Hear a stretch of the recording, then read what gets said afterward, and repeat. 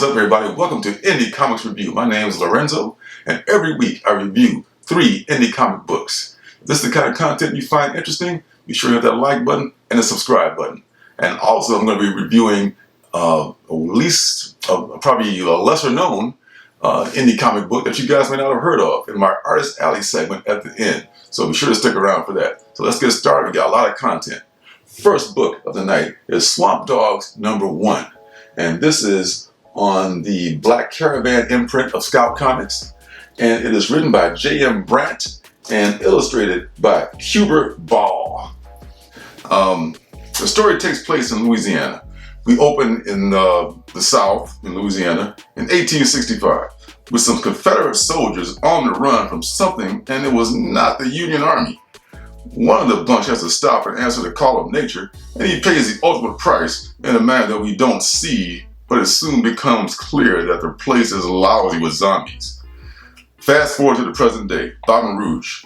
There's a house party going on, and a girl named Ayanna is pretty much bored with the party and the whole scene, and she heads upstairs to amuse herself.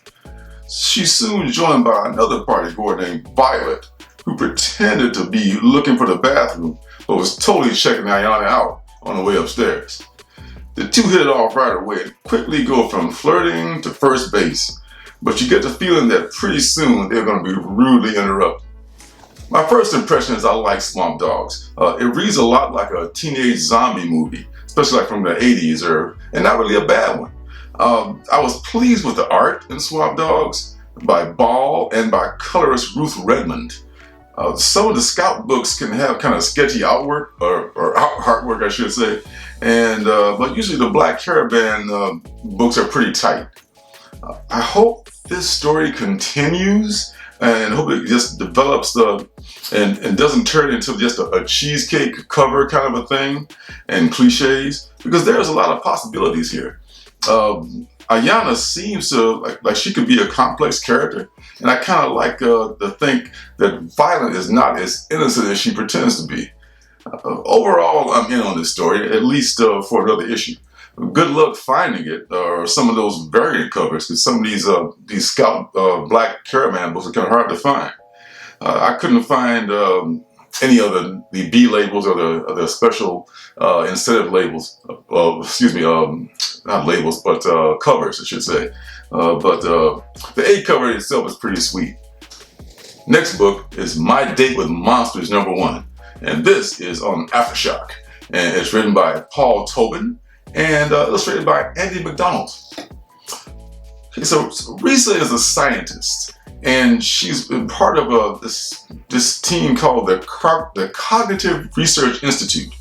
Now, this organization, which at the time was headed by Risa's husband, was doing research to find out how to weaponize dreams. Unfortunately, shit went hella sideways, and all the monsters and nightmares from Dreamside leaked out into the physical world. Risa's husband, who turned out to be a real dick, was killed during the incident, which was labeled as the breach. And Risa and her daughter witnessed the event, making them the focal points of the nightmare. This brings us to the name of the book, which is pretty much about Risa and her daughter. A special task force has been created to find a partner for Risa. The logic being, if Risa has a partner, her nightmares will cease. If her daughter gets a new dad/or mom, her nightmares will cease. If both their nightmares cease, then the monsters go away. I shit you not. Doc even mentioned the fact that everyone is required to take a pill developed by Risa to suppress their dreaming called Blanket. Oh, yeah, that's an important part. Man, holy shit, where did I begin with this? Tobin also writes Bunny Mask, which is just a bit confusing. This book takes confusing to a whole nother level. In the beginning, it came off kind of like this rom-com with Risa getting ready for a date, talking to the babysitter, yada, yada, yada. And then while she's on the date, she gets a text from this troll creature named Croak. And Croak turns out to be to eat nightmares, and he's hungry. He texts Risa about it. So Risa has to go find some dude who's having a nightmare and slay his nightmare so that crow can eat it. Oh, did I forget to mention that the gun nut who's like in the task force to find a mate for Risa, and he's like part of the story too, so they're focusing on getting him ready to meet with Risa, and he's like taking these tests and answering these questions like how to be a good date. I can suspend belief for a lot of things, but taking a mandatory pill so everybody won't have nightmares.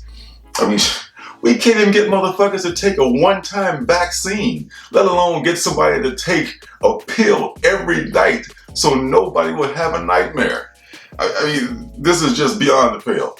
And then there's this talk about the babysitter, the Reese's babysitter has been smoking pot, and there's mention about how pot helps suppress dreams as well, and how people love to suppress dreams. And I've heard this in real life too. And personally, I don't see why people are so afraid of dreams. I mean, to me, dreaming is. I look forward to dreaming almost every night.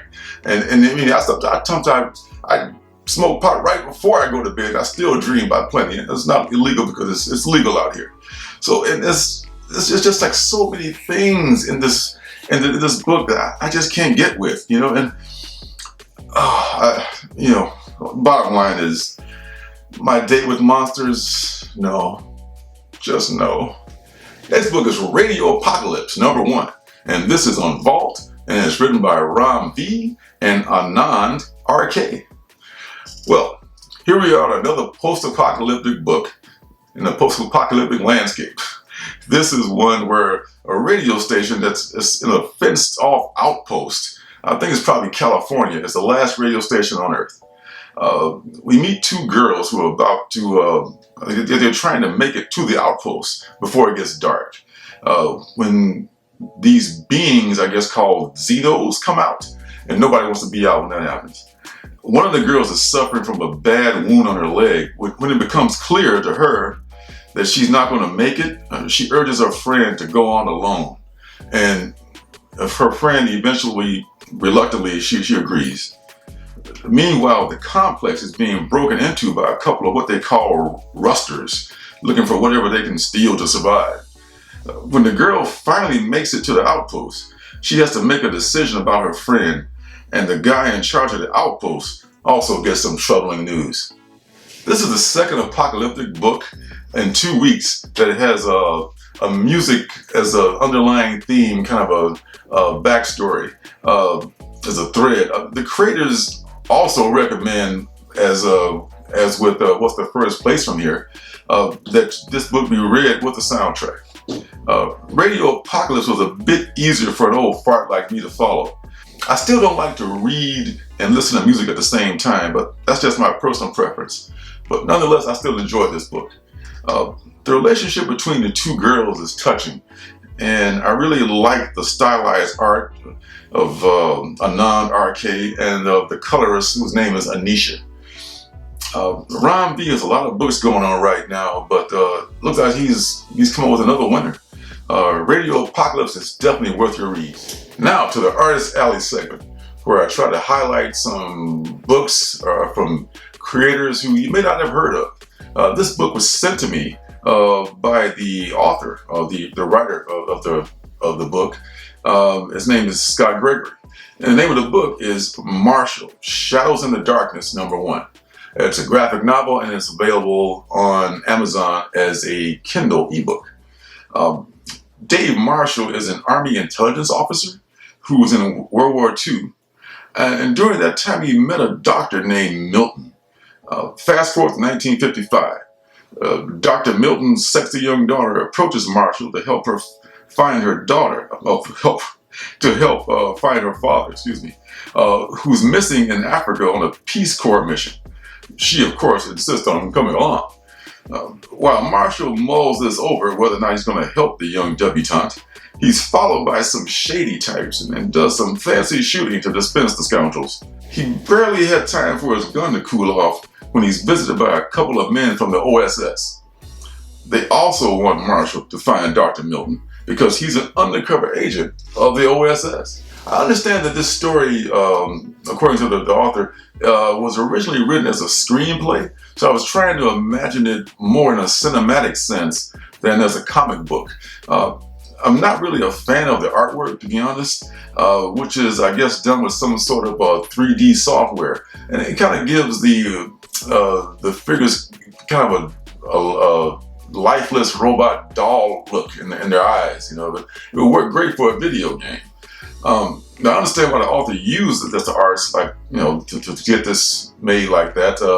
He just wanted to get his work out there, and he's been working on it as a screenplay for a long time, so he just wanted to see the work realized in some form. So he figured that, you know, a graphic novel would be the quickest ways to get the work out there. As far as the story goes, there are some unbelievable moments when two characters are literally blown out of a building, and they land on an awning, and they pretty much just bounce and hit the ground running, and they're still running, dodging bullets from the bad guys. That, along with the trick shot scene where he knocks down a girder, is a bit much. That said, you know, I would say just keep working on the script. That's my personal opinion. There could be something there. I think it works definitely better as a screenplay than as a graphic novel, at least in this iteration. And a whole lot of worse screenplays have gotten the green light. So you know, I would say just keep working on it, man. That's my advice for my 2 cents. So Marshall, Shadows in the Darkness, and it's available on Amazon. I'll leave the link below if anyone wants to check it out. It's a 4-part graphic novel in Kindle format, $19.99. So that is it for Indie Comics Review for this week. I will definitely have another 3 books and also another Artist Alley for next week. I already got it lined up. So if that's the kind of content you find interesting or entertaining, be sure to hit the like button, hit the subscribe button, and turn notifications on before so you can know when I make another video. And before I forget, the books I'm looking forward to next week, there are not a whole lot of #1s that I've noticed, unless I missed a few. What I'm looking forward to coming back is Vinyl #6, which is the final issue in that series. I can't wait to see how that wraps up. I love the artwork, and I'm digging the story as well. Last book you'll ever read, #4. I think that's a 5-issue series, so that's the one, the penultimate book for that one. And then there's something called Good Boy from Source Point Press, and that's like this. I guess it's a dog detective, and this is something that could be probably either really good or really bad, or somewhere in the middle. I guess so everything falls though, but I'm curious about how it might turn out, so I'll be looking for that. You know, those Source Point Press books are kind of hard to find out there in the wild. So like I said before, hit the like button and subscribe button, folks. And until next time, I'll see you guys in the funny papers. Hey, don't forget to subscribe and leave a thumbs up.